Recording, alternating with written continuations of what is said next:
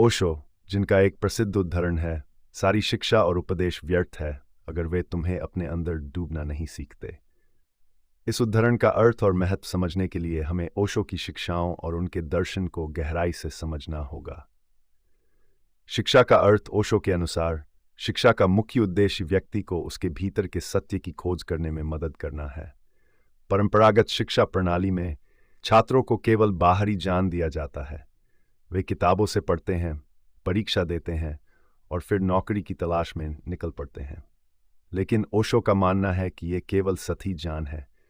असली शिक्षा वह है जो व्यक्ति को अपने भीतर के अनुभवों को समझने में मदद करे। आत्मखोज की आवश्यकता। ओशो का कहना है कि बिना आत्मखोज के कोई भी शिक्षा अधूरी है। व्यक्ति को अपने भीतर की गहराइयों में उतरना होगा।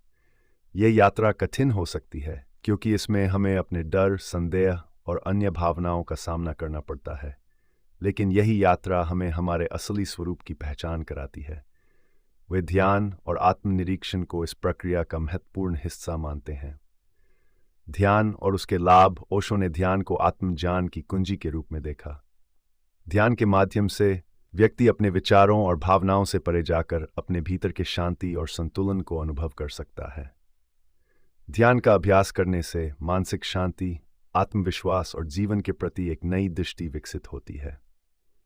ओशो ने विभिन्न ध्यान तकनीकों का विकास किया, जैसे कि तोंगथाई ध्यान, जो व्यक्ति को अपनी ऊर्जा और भावनाओं को समझने में मदद करता है। उपदेश का महत्व। ओशो के अनुसार उपदेश केवल तब प्रभावी होते हैं जब वे व्यक्ति को अपने भीतर की यात्रा की प्रेरणा देते हैं। साधारण उपदेशों का पालन करना आसान हो सकता है, लेकिन वे तब तक व्यर्थ हैं जब तक कि वे व्यक्ति के अनुभव और अंतर्दृष्टि के साथ मेल नहीं खाते। वास्तविक उपदेश वह है जो व्यक्ति को उसके अंतर्मन की ओर मोड़ते हैं। आंतरिक यात्रा की चुनौतियां। आत्मखोज की यात्रा आसान नहीं होती। इसमें कई चुनौतियां और बाधाएं आती हैं। कई लोग अपने भीतर के डर, असुरक्षा और अनिश्चितता का सामना करने से भागते हैं। ओशो का कहना है कि इन भावनाओं का सामना करना आवश्यक है। जब हम अपने भीतर के अंधेरों का सामना करते हैं, तभी हम अपनी असली रोशनी को पहचान पाते हैं। यह प्रक्रिया आत्मविकास का एक महत्वपूर्ण हिस्सा है। समर्पण और अनुशासन। ओशो के अनुसार आत्मखोज के लिए समर्पण और अनुशासन की आवश्यकता होती है। यह एक निरंतर प्रक्रिया है जिसमें व्यक्ति को अपनी दिनचर्या में ध्यान, योग और आत्मनिरीक्षण को शामिल करना चाहिए। ओशो ने अपने अनुयायियों को यह सिखाया कि आत्मखोज के लिए समय निकालना महत्वपूर्ण है।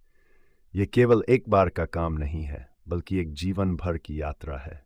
जीवन का गहन अनुभव। जब व्यक्ति अपने भीतर डूबता है तो वह जीवन के गहन अनुभवों को समझने में सक्षम होता है। ओशो का कहना है कि जीवन का असली आनंद तभी मिलता है जब हम अपने भीतर की सच्चाइयों को पहचानते हैं। यह पहचान हमें अपने जीवन के उद्देश्य को समझने में मदद करती है। जब हम अपने भीतर की आवाज़ सुनते हैं तो हम अपने जीवन को अधिक अर्थपूर्ण और संतोषजनक बना सकते हैं।